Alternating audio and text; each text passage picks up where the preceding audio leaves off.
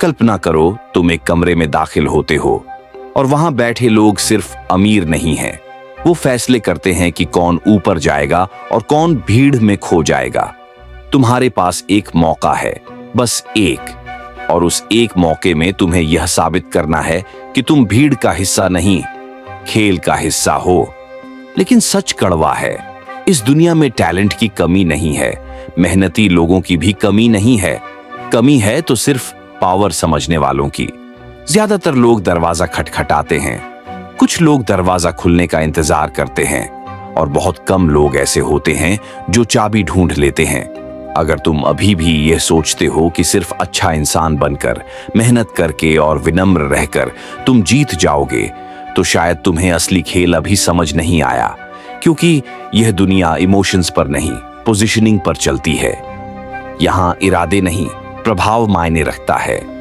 आज हम उसी खेल की बात करेंगे, वो नियम जो किताबों में नहीं सिखाए जाते, लेकिन जिनसे साम्राज्य खड़े होते हैं। तैयार हो? क्योंकि इसके बाद तुम लोगों को वैसे नहीं देख पाओगे जैसे आज देखते हो। अब बात शुरू करते हैं उस पहले सिद्धांत से, जो पूरी शक्ति रणनीति की नींव है। जरूरत मत दिखाओ, मूल्य दिखाओ। दुनिया में दो तरह के लोग होते हैं, एक वो जो कहते हैं मुझे मौका दे दो, और दूसरे वो जो कहते हैं मैं तुम्हें फायदा दे सकता हूं। पहला व्यक्ति भावनाओं पर खेलता है, दूसरा व्यक्ति परिणामों पर। ताकतवर लोग भावनाओं से नहीं चलते, वे लाभ, प्रभाव और नियंत्रण से चलते हैं। जब तुम किसी बड़े आदमी के सामने जाकर अपनी समस्या बताते हो, सर मेरी सैलरी कम है, घर की हालत खराब है, एक चांस दे दीजिए, तो तुम अनजाने में खुद को नीचे की पोजीशन में रख देते हो। तुम यह स्वीकार कर लेते हो कि शक्ति उसके पास है और तुम्हारे पास कुछ नहीं। और याद रखो, शक्ति हमेशा उसी की ओर झुकती है जिसके पास कुछ देने को हो। सोचो, अगर कोई डॉक्टर खुद बीमार होकर मरीज से कहे कि मुझे ठीक कर दो, तो क्या तुम उस पर भरोसा करोगे? नहीं, क्योंकि हम स्वाभाविक रूप से उसी की तरफ आकर्षित होते हैं जो मजबूत दिखता है, जो समाधान देता है। कॉर्पोरेट दुनिया हो या बिजनेस नेटवर्किंग, खेल सीधा है। सामने वाले के दर्द को समझो। हर बड़ा आदमी किसी न किसी दबाव में जी रहा है। उसे टारगेट्स का दबाव है, इमेज का दबाव है, प्रतिस्पर्धा का डर है। अगर तुम उसकी समस्या हल कर सकते हो, तो तुम भीड़ से अलग हो जाते हो। मान लो तुम किसी इन्वेस्टर से मिल रहे हो। ज्यादातर लोग कहेंगे, सर मेरे पास एक शानदार आइडिया है, प्लीज फंड कर दीजिए।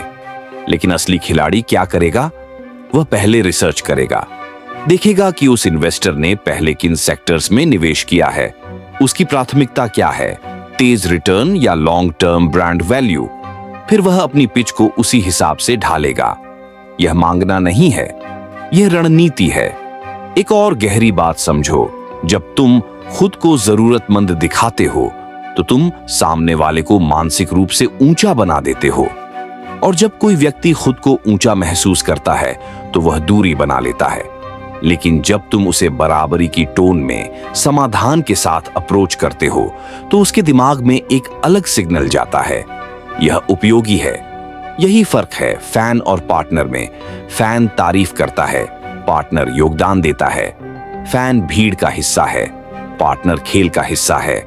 अब सवाल है, क्या इसका मतलब है कि तुम्हें कठोर या ठंडा बन जाना चाहिए? नहीं, इसका मतलब है कि तुम्हें भावनाओं को कंट्रोल में रखकर खुद को एक एसेट की तरह पेश करना है। याद रखो, इस दुनिया में हर मुलाकात एक लेन देन है, चाहे वह बिजनेस मीटिंग हो या सामाजिक रिश्ता। हर व्यक्ति अवचेतन रूप से पूछ रहा होता है, इससे मुझे क्या मिलेगा? अगर तुम्हारे पास उस सवाल का स्पष्ट जवाब है, तो तुम मजबूत हो। अगर नहीं, तो तुम भीड़ में हो, और भीड़ को कोई याद नहीं रखता। ज्यादातर लोग बातचीत को एक प्रदर्शन समझते हैं। जैसे ही उन्हें मौका मिलता है, वे बोलना शुरू कर देते हैं। अपनी डिग्री, अपनी उपलब्धियां, अपनी कहानी, सब कुछ सामने रख देते हैं। उन्हें लगता है कि जितना ज्यादा बोलेंगे, उतना ज्यादा प्रभाव डालेंगे। लेकिन असली खेल उल्टा है। जो व्यक्ति ज्यादा बोलता है, वह अपनी स्थिति खोल देता है। जो व्यक्ति ज्यादा सुनता है, वह सामने वाले की स्थिति पढ़ लेता है। और याद रखो, जिसने स्थिति पढ़ ली, उसने आधी बाजी जीत ली। जब तुम किसी ताकतवर इंसान से मिलते हो तो तुम्हारा पहला लक्ष्य इंप्रेस करना नहीं होना चाहिए। तुम्हारा पहला लक्ष्य होना चाहिए समझना। उसकी बॉडी लैंग्वेज देखो, क्या वह जल्दी में है, क्या वह अधीर है, क्या वह हर बात में बीच में टोक रहा है, या वह चुपचाप सुन रहा है और सिर्फ महत्वपूर्ण बातों पर प्रतिक्रिया दे रहा है। हर संकेत एक जानकारी है और हर जानकारी एक हथियार। माकियावेली ने कहा था कि युद्ध में उतरने से पहले जमीन की जासूसी करो। आज का युद्ध तलवार से नहीं, बातचीत से होता है। जो व्यक्ति सामने वाले की असुरक्षाओं को पहचान लेता है वही प्रभाव डालता है, क्योंकि हर इंसान, चाहे वह कितना भी बड़ा क्यों न हो, अंदर से असुरक्षित होता है। किसी को यह डर होता है कि लोग उसे सिर्फ उसके पैसे के लिए चाहते हैं। किसी को यह डर होता है कि वह अब उतना प्रासंगिक नहीं रहा। किसी को यह डर होता है कि कोई उससे ज्यादा बुद्धिमान साबित न हो जाए। अगर तुम इन डर को पहचान लेते हो तो तुम सीधे उसके अवचेतन से बात कर सकते हो। मान लो तुम किसी ऐसे सीईओ से मिल रहे हो जो खुद को बहुत विजनरी मानता है। अगर तुम उसकी हर बात काट कर अपने आइडिया साबित करने लगोगे तो वह तुम्हें खतरा समझेगा। लेकिन अगर तुम उसकी सोच को आगे बढ़ाते हुए कहो, सर, आपका यह विजन मुझे बहुत स्ट्रेटेजिक लगा, अगर हम इसमें यह एंगल जोड़ दें तो यह और स्केलेबल हो सकता है, तो तुम विरोधी नहीं, सहयोगी बन जाते हो। यह चापलूसी नहीं है, यह पोजीशनिंग है। एक और नियम समझो, खामोशी ताकत का संकेत है। जो व्यक्ति हर सवाल का तुरंत जवाब देता है वह अक्सर खुद को साबित करने की कोशिश कर रहा होता है। लेकिन जो व्यक्ति जवाब देने से पहले ठहरता है, सोचता है और फिर बोलता है, वह नियंत्रण में दिखता है। ताकतवर लोग नियंत्रण को पहचानते हैं और वे उसी की तरफ आकर्षित होते हैं। तुम्हें बातचीत में ऐसा फ्रेम बनाना है कि सामने वाला खुद ज्यादा बोले। खुले सवाल पूछो, आपको इस इंडस्ट्री में सबसे बड़ा बदलाव क्या लगता है?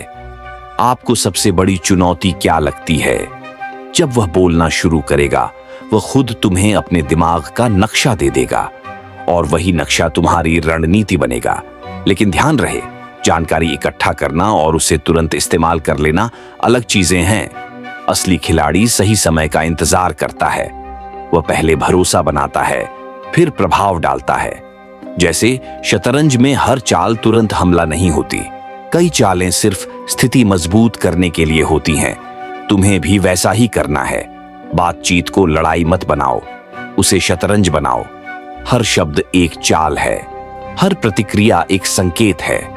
जब तुम सुनना सीख जाते हो तो तुम्हें समझ आ जाता है कि सामने वाले को क्या चाहिए, प्रशंसा, समाधान, सहमति या चुनौती। और जिस दिन तुम यह पढ़ना सीख गए, उस दिन से तुम भीड़ का हिस्सा नहीं रहोगे, तुम खेल को पढ़ने वाले बन जाओगे। यह नियम जितना साधारण दिखता है उतना ही खतरनाक है, क्योंकि यह सीधे इंसानी मनोविज्ञान की जड़ पर वार करता है। लोग उन लोगों पर भरोसा करते हैं जो उन्हें अपने जैसे लगते हैं। धर्म, भाषा, लहजा, सोच, हाव भाव।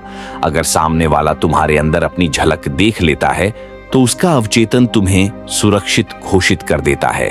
और जहां भरोसा पैदा हो गया वहां दरवाजे खुल जाते हैं। लेकिन समझना, यह नकल नहीं है, यह ट्यूनिंग है।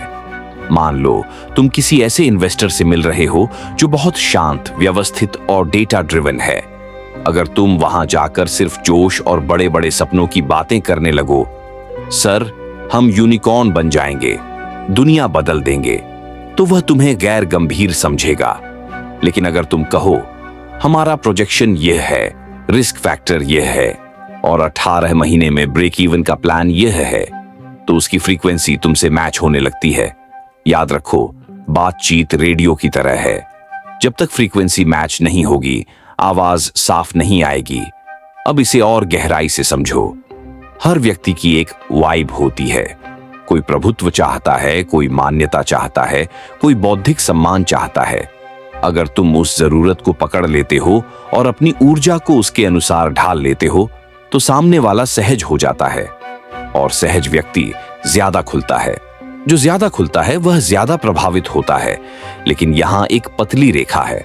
अगर तुम बहुत ज्यादा कॉपी करने लगोगे वही शब्द, वही अंदाज, वही हंसी, तो सामने वाला महसूस कर लेगा कि कुछ बनावटी है, और बनावटीपन विश्वास को तोड़ देता है।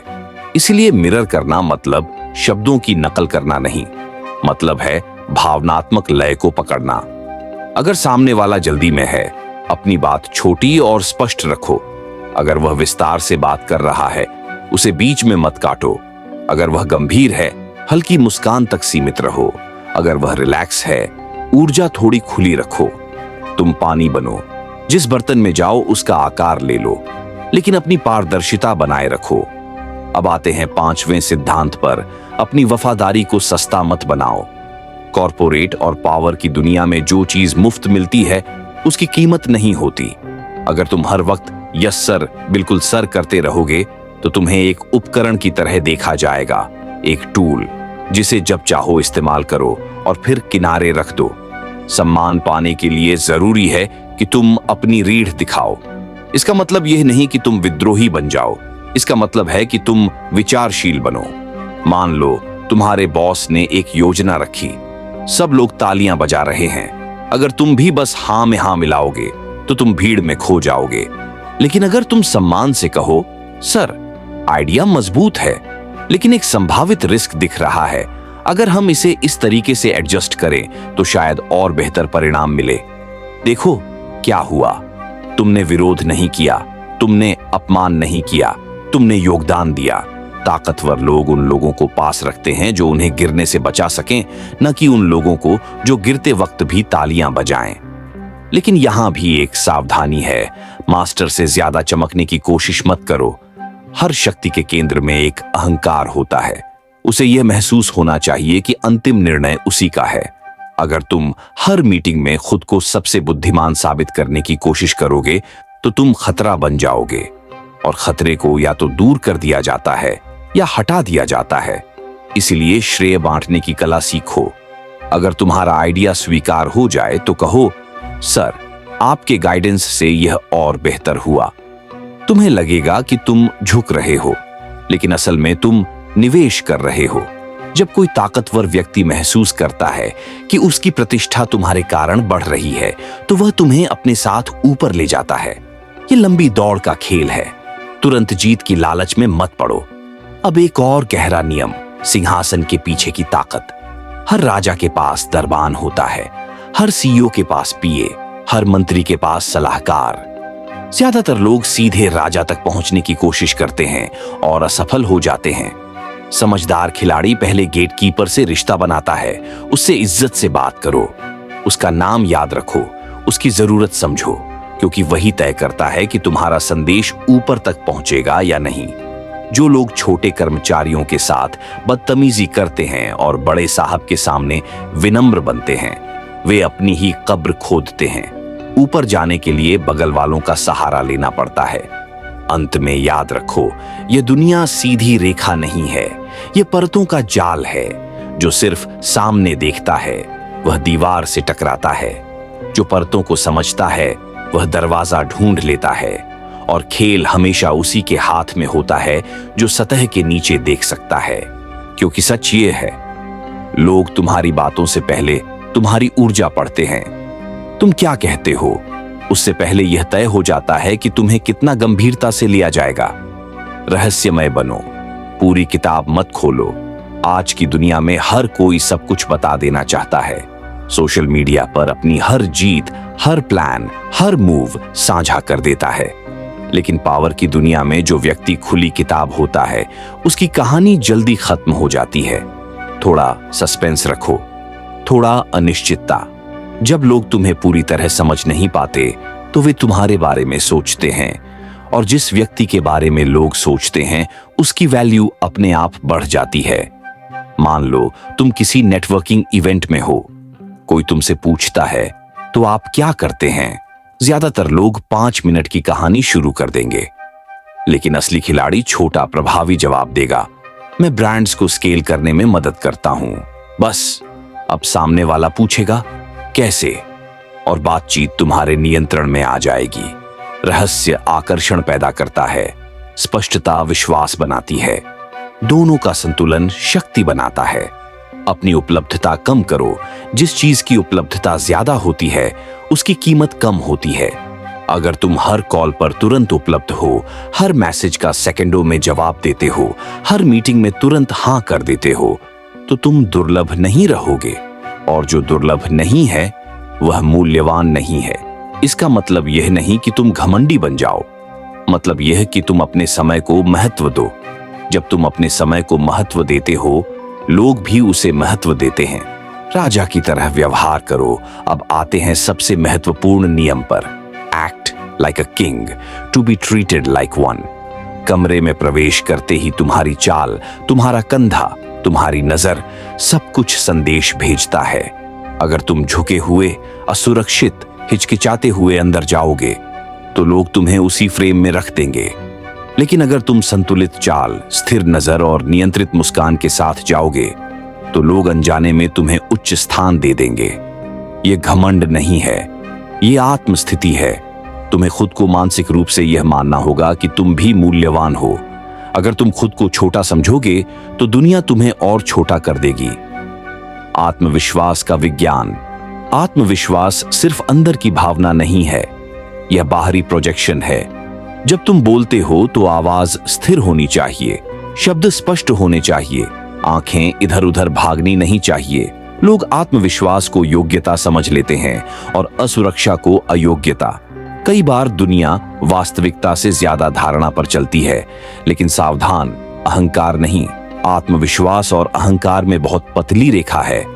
आत्मविश्वास कहता है मैं मूल्यवान हूं, अहंकार कहता है मैं सबसे बेहतर हूं। ताकतवर लोग दूसरे ताकतवरों का सम्मान करते हैं, लेकिन वे अहंकारी लोगों को सहन नहीं करते। इसलिए स्थिर रहो, लेकिन विनम्रता की परत बनाए रखो। भावनाओं पर नियंत्रण पावर के खेल में सबसे बड़ी कमजोरी है भावनात्मक प्रतिक्रिया। अगर कोई तुम्हें अनदेखा करे, तुम्हारी बात काट दे, तुम्हें चुनौती दे और तुम तुरंत रिएक्ट कर दो, तो तुम नियंत्रण खो देते हो। याद रखो, जो व्यक्ति अपनी भावनाओं को नियंत्रित कर सकता है वही स्थिति को नियंत्रित कर सकता है। अगर कोई तुम्हें अपमानित करने की कोशिश करे तो तुरंत बचाव में मत जाओ। शांत रहो, मुस्कुराओ, विषय बदलो या सवाल पूछो। शांत व्यक्ति खतरनाक होता है क्योंकि वह सोच रहा होता है। दीर्घकालिक दृष्टि यह खेल एक दिन में नहीं जीता जाता। तुम आज किसी से मिलते हो, शायद वह तुरंत प्रभावित न हो, लेकिन अगर तुमने सही फ्रेम बनाया, सही प्रभाव छोड़ा, तो वह तुम्हें याद रखेगा। पावर की दुनिया में संबंध समय के साथ बनते हैं। तुरंत फायदा लेने की कोशिश मत करो।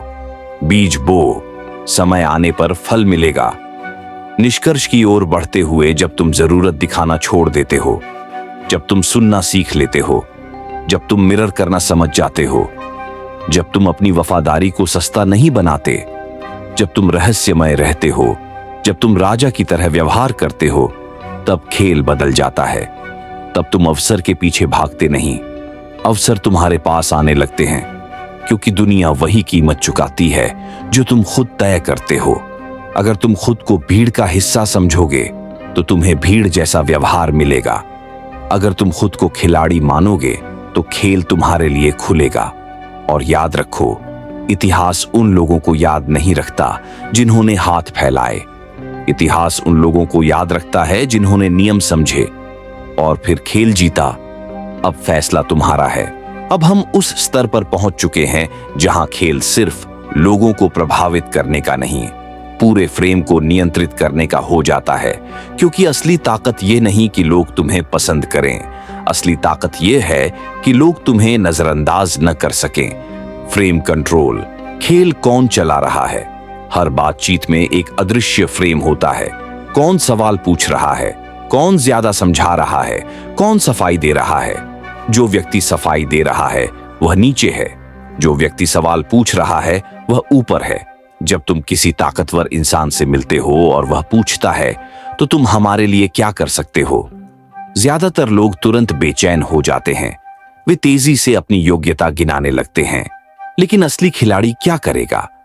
वह हल्की मुस्कान के साथ जवाब देगा। उससे पहले मैं यह समझना चाहूंगा कि आपकी अभी सबसे बड़ी प्राथमिकता क्या है। अब फ्रेम बदल गया। तुम सफाई नहीं दे रहे, तुम स्थिति को पढ़ रहे हो। ये छोटा सा बदलाव तुम्हें बराबरी की स्थिति में ला देता है। स्कैरसिटी, दुर्लभता की शक्ति। मानव मन दुर्लभ चीजों की तरफ आकर्षित होता है। जो आसानी से मिल जाए वह खास नहीं लगता। अगर तुम हर समय उपलब्ध हो, हर प्रोजेक्ट के लिए तैयार हो, हर व्यक्ति को तुरंत जवाब देते हो, तो तुम मूल्यवान नहीं दिखोगे। लेकिन अगर तुम्हारा समय सीमित है, तुम्हारा ध्यान सीमित है, तो लोग तुम्हारी प्राथमिकता बनने की कोशिश करेंगे। ये नकली व्यस्तता दिखाने की बात नहीं है, यह अपने फोकस को संरक्षित करने की बात है। जब तुम कहते हो, अभी मैं 2 बड़े प्रोजेक्ट पर काम कर रहा हूं, अगर यह सही फिट हुआ तो हम आगे बात कर सकते हैं, तो तुम खुद को चुनने वाले की स्थिति में रखते हो, और जो चुनता है वही शक्तिशाली दिखता है। भावनात्मक निरपेक्षता सबसे बड़ा हथियार, पावर के खेल में सबसे बड़ा हथियार है भावनात्मक स्थिरता। अगर कोई तुम्हारी तारीफ करे और तुम उड़ने लगो, तुम नियंत्रित हो गए। अगर कोई तुम्हारी आलोचना करे और तुम टूट जाओ, तब भी तुम नियंत्रित हो गए। जिसे तुम्हारी भावनाओं तक पहुंच मिल गई, उसे तुम्हारे ऊपर शक्ति मिल गई। इसलिए संतुलन बनाए रखो। तारीफ मिले, मुस्कुराओ, धन्यवाद कहो, आगे बढ़ो। आलोचना मिले, सुनो, छांटो, जो उपयोगी हो उसे रखो, बाकी छोड़ दो। शांत व्यक्ति अस्थिर लोगों को असहज कर देता है, और असहज व्यक्ति गलती करता है। Power behind the throne. असली रास्ता हर संगठन, हर कंपनी, हर राजनीतिक ढांचे में एक अदृश्य शक्ति होती है। वह व्यक्ति जो निर्णय नहीं लेता, लेकिन निर्णयों को प्रभावित करता है। सीधे शीर्ष पर पहुंचने की कोशिश अक्सर असफल होती है, लेकिन अगर तुम उस व्यक्ति तक पहुंच जाओ जो शीर्ष के कान में बोलता है, खेल बदल जाता है। यह व्यक्ति हो सकता है निजी सहायक, पुराना सलाहकार, परिवार का सदस्य, टीम का वरिष्ठ सदस्य। इन लोगों के साथ सम्मान, धैर्य और समझदारी से रिश्ता बनाओ, क्योंकि कई बार दरवाजा सामने से नहीं, बगल से खुलता है। शक्ति का भ्रम, परसेप्शन इज रियलिटी। दुनिया वास्तविकता से ज्यादा धारणा पर चलती है। अगर लोग मान लें कि तुम प्रभावशाली हो, तो तुम प्रभावशाली हो। अगर लोग मान लें कि तुम साधारण हो, तो तुम्हें साधारण व्यवहार मिलेगा। इसलिए अपने आसपास का वातावरण डिजाइन करो। तुम कैसे कपड़े पहनते हो, तुम किस तरह बैठते हो, तुम किन लोगों के साथ दिखाई देते हो, ये सब मिलकर तुम्हारी छवि बनाते हैं। छवि झूठ नहीं होनी चाहिए, लेकिन छवि को अनदेखा करना भी मूर्खता है। जानकारी छुपाना, रणनीतिक मौन। हर विचार तुरंत साझा मत करो, हर योजना सबको मत बताओ। जो व्यक्ति अपनी अगली चाल बता देता है, वह अपनी बढ़त खो देता है। रणनीतिक मौन रखो। कभी कभी चुप रहना सबसे बड़ा बयान होता है। जब लोग अनुमान लगाते हैं कि तुम्हारे दिमाग में क्या चल रहा है, तब तुम नियंत्रण में हो। जोखिम और साहस पावर का खेल सुरक्षित खेलने वालों के लिए नहीं है। कभी कभी तुम्हें कैलकुलेटेड रिस्क लेना होगा। सही समय पर असहमति जताना, सही समय पर ना कहना, सही समय पर कमरे से उठकर चले जाना। यह संकेत देता है कि तुम्हारे पास विकल्प हैं, और जिसके पास विकल्प होते हैं वही मजबूत होता है। मास्टर से आगे नहीं, एक बार फिर याद रखो, कभी भी अपने मेंटर, अपने बॉस, अपने संरक्षक से ज्यादा चमकने की कोशिश मत करो। उन्हें मंच दो, उन्हें श्रेय दो, लेकिन अपनी क्षमता को धीरे धीरे रणनीतिक रूप से बढ़ाते रहो। पेड़ को जड़ से काटने की कोशिश मत करो, उसकी छाया में बढ़ो, फिर अपनी शाखाएं फैलाओ। अंतिम गहराई, पहचान बदलो। सबसे बड़ा बदलाव तकनीक में नहीं, पहचान में होता है। अगर तुम खुद को अंदर से मांगने वाला मानते हो, तो तुम्हारा व्यवहार वैसा ही होगा। अगर तुम खुद को निर्माता मानते हो, तो तुम्हारा दृष्टिकोण बदल जाएगा। पहचान बदलो। अपने आप से पूछो, मैं भीड़ का हिस्सा हूं या खेल का खिलाड़ी? जब तुम्हारी पहचान बदलती है, तो तुम्हारी ऊर्जा बदलती है। जब ऊर्जा बदलती है, तो लोग तुम्हारे साथ अलग व्यवहार करते हैं। निष्कर्ष की दहलीज, यह दुनिया निष्पक्ष नहीं है, यह भावुक नहीं है, यह रणनीतिक है। जो नियम समझता है वही आगे बढ़ता है, जो शिकायत करता है वह वहीं रह जाता है। तुम्हें निर्दयी नहीं बनना है, तुम्हें सजग बनना है। तुम्हें छलिया नहीं बनना है, तुम्हें रणनीतिक बनना है। तुम्हें किसी को दबाना नहीं है, तुम्हें खुद को ऊपर उठाना है। और याद रखो, शक्ति कभी भी दी नहीं जाती, उसे अर्जित किया जाता है, स्थिति, व्यवहार और धारणा के माध्यम से। अब जब अगली बार तुम किसी ताकतवर व्यक्ति के सामने खड़े हो तो हाथ फैलाकर मत खड़े होना, सीधे खड़े होना, आंखों में देखना, कम बोलना, सही बोलना और खेल को समझकर खेलना, क्योंकि अंत में जीत उसी की होती है जो खेल के नियमों को समझकर चलता है। अब आखिरी बात, ये वीडियो, ये बातें, ये नियम सिर्फ सुनने के लिए नहीं है, ये अपनाने के लिए है। दुनिया दो तरह के लोगों में बंटी है, जो हालात का रोना रोते हैं और जो हालात को मोड़ देते हैं। तुम्हें तय करना है कि तुम कौन हो। अगर तुम वही पुरानी सोच लेकर आगे बढ़ोगे, कोई मौका दे दे, कोई पहचान ले, तो तुम हमेशा इंतजार करते रहोगे। लेकिन अगर तुमने आज से यह तय कर लिया कि तुम खुद को एक एसेट बनाओगे, तुम खेल को समझोगे, तुम फ्रेम को कंट्रोल करोगे, तो फिर धीरे धीरे दुनिया का व्यवहार तुम्हारे प्रति बदलने लगेगा। याद रखो, ताकतवर लोग क्रूर नहीं होते, वे सिर्फ कमजोर फ्रेम को पहचान लेते हैं। और अब तुम्हारे पास विकल्प है, या तो तुम वही कमजोर फ्रेम बने रहो या उसे तोड़कर नया फ्रेम बनाओ। अगर तुम सच में इस खेल को गहराई से समझना चाहते हो, सिर्फ सतह पर नहीं बल्कि मन के अंधेरे कोनों तक, तो मेरी किताब the dark corner of the mind तुम्हारे लिए है। ये कोई मोटिवेशनल किताब नहीं है, ये एक मानसिक हथियार है। इसमें वो रणनीतियां हैं जो लोग बोलते नहीं लेकिन इस्तेमाल जरूर करते हैं। अगर तुम भीड़ से निकलकर खिलाड़ी बनना चाहते हो तो यह किताब तुम्हें मानसिक बढ़त देगी। फैसला तुम्हारा है, सोचकर जीना है या रणनीति के साथ जीतना है। और याद रखो, इतिहास विजेताओं को याद रखता है।